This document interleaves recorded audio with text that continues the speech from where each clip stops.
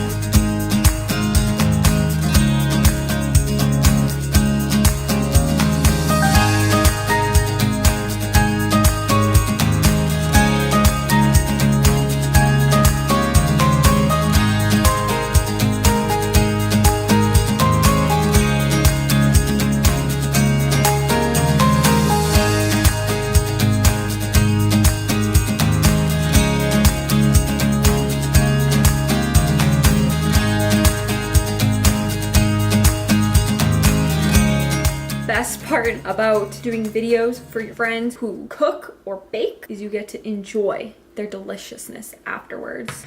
So I'm gonna just have one. Let's go with the pretty rose one. Just some basic vanilla cupcakes. So good. It's not too sweet, like it's just, oh, it's perfect. Nicely done, Katie, thank you.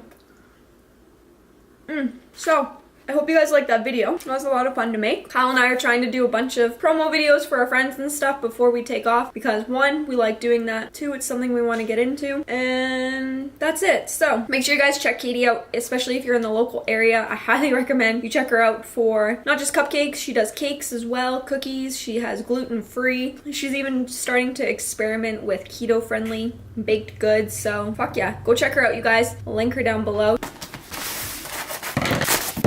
I just ordered a new book. Highly recommend it. It's called No Period Now What.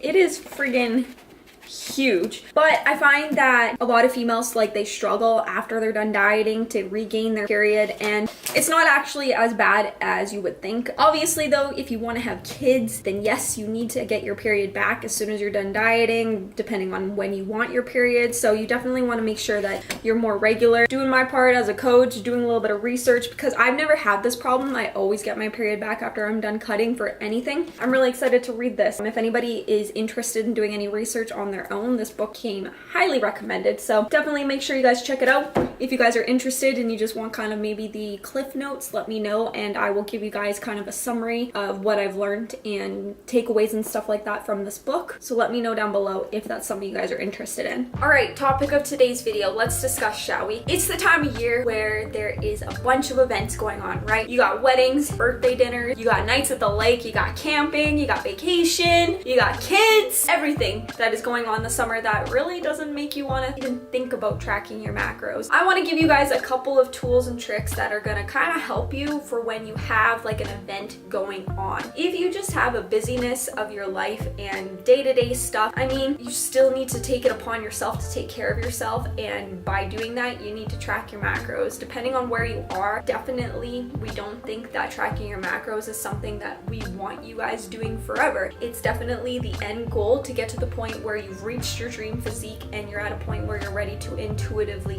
eat. So basically this is kind of a step-by-step thing. So if you did not watch my previous video, make sure you go check it out, where I kind of challenge you guys to think whether it's worth it to be dieting during the summer or not. This video is under the notion that, hey, you're ready to take the summer off, but still while maintaining your results. You don't want to just say screw it this entire summer and not track anything and kind of go into a what the hell kind of attitude to the point where you're not on track and maintaining where you are currently at. So you should be at a point where if you feel like you're ready to maintain, that your calories should be bumped up to a maintenance level. So you might have to play with this depending on what your situation is. If you have a coach, make sure you talk to your coach to say, hey, I need to take a break from dieting this summer. Can we bump me up to a maintenance level? And they will make the adjustment accordingly. You still need to track. You still need to make sure that you are on target, but you can add some flexibility in there. So a couple of tips that I want to give you guys today, if you are going out to maybe a friend or family, you don't know what food is going to be there, and you don't want to basically deal with the pressure of having to track your macros when you're at your friends and families. You just want to take the guesswork out of it and just kind of enjoy yourself. So what I recommend on this day, we'll say it's a Saturday, you're going out to the lake and your friends are having a barbecue there and you don't really know what foods are going to be there. What you want to do if it's Saturday morning is you want to actually save up your macros for that day. If your macros are super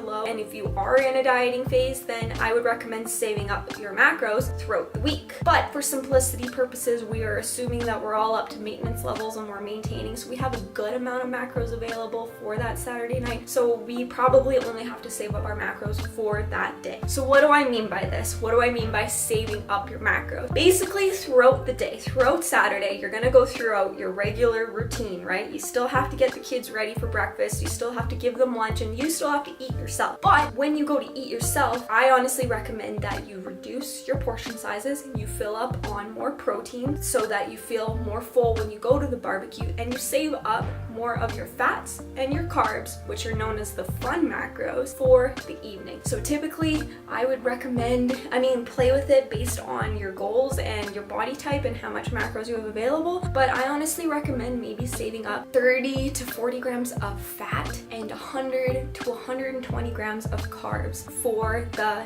evening. You want to try and get most of your protein in during the day before you go to the evening, because let's face it, there's going to be a bunch of treats and yummy carb fatty foods where you're not going to be able to actually get an adequate amount of protein in. So protein is always number one. Make sure that you have a higher protein breakfast, a higher protein lunch, and you don't have a lot of maybe protein left over for the evening, maybe about 10 to 15 grams, because there are fat and carb based foods that do have protein in it, just not high amounts. So when you go to dinner, when you get there, I want you to not stress about tracking. Have one untracked meal a week. One untracked meal a week is not to be confused with a cheat meal. That does not mean you say, screw it, I'm gonna have 10 pieces of pizza, give me some cheesecake, and I'll have a couple of cookies as well. No, that is not what I mean by one untracked meal a week. You save up your macros where you have an adequate amount, where you feel hungry, but you don't want the stress and the pressures of tracking the foods that you're eating throughout your evening, throughout your barbecue or whatever event it is. So what you want to do is still try your best to fill up on maybe more fibrous foods. So there's probably a veggie tray there, maybe a fruit tray there. Fill up on a bunch of fruit and veggies and pick one or two items that you want to enjoy. So maybe that's a serving of the lasagna, or maybe that is to have a serving of cheesecake and ice cream, or maybe some pie, or maybe a beer or a margarita. Pick one or two items that you want to enjoy and then try your best to fill up the rest based on more fibrous whole foods. So by doing this, I want you to actually listen to your body's hunger signals. If your tummy is telling you, hey, I feel full, don't listen to your mind where it's saying, oh my gosh, there's so many delicious foods around, you gotta eat it all. I want you to intuitively listen to your body and eat mindfully throughout the evening. Gotta remember though that if you are gonna have untracked meals throughout the summer, you are gonna see weight fluctuations. Depending on where you're at, if you've been flexible dieting for 2 to 3 years, I think it's pretty safe to say you kind of know how to track intuitively. You know what I mean? So like I can go for dinner and save up 40 grams of fat and 100 grams of carbs and put that on my plate without having to weigh everything, without having to look at the nutrition label, and by listening to my body's hunger signals. So that's where we ultimately want to be. It's a good skill to develop, so by all means practice it now, but just be aware that if you are going to do that more than once a week, you might see some scale weight fluctuations, which we know is normal. So you have to be okay with that mentally. Stop letting your mind take over saying, oh my god, look at all these cookies in front of me, and don't react to that situation and eat all of those cookies. All these cookies are in front of me, therefore I must eat them all. No. You're gonna have cookies again. We're flexible dieters. We know that we can fit cookies into our diet on a daily basis. We are not restricted to those to the point where we need to binge on the cookies in front of us because we're afraid that we're never gonna see them again. Make sure you have a healthy mindset as well. All right, so let's bring up MyMacros Plus. Okay, so I've already started my day, so we're just gonna, we're gonna go to tomorrow. Here's what I have to play with. So I'm just gonna kind of show you guys how I would plan on my day so that I can enjoy a good amount of my food in the evening. So I'm still gonna have my cream cheese and whatnot with my fish oil. So I have that. And then I am probably, instead of having a nice carby snack, I am gonna make maybe a protein crepe. So for my protein crepes, I will have some egg whites with about 1.5 scoops of protein powder. So probably about 200 grams of egg whites. And then I get the animal weigh, so I think it was about 45 grams. These are just rough estimates of what I would eat. And then I am gonna have a couple of cheese strings because those are pretty high in protein, not too much fat or anything like that. Tomorrow we have 32 grams of protein, and that's probably a good amount of fat that I want left over, so I can actually have a bit more carbs. So I am probably gonna have, maybe I'll have some protein pasta. Why not? So a serving of that, get a little bit more protein in there and not too many carbs to play with, to take away, sorry. So 50 grams of protein pasta, and I still got a good amount of carbs, and I'm probably just gonna have maybe a little bit of cereal. So I will have a cup of cashew milk, just so I'm not eating up too many carbs. I'll put that in lunch. And then I'm gonna have maybe some mini wheats. So about a cup, I can probably only have 70 grams of mini wheats. So that's my day.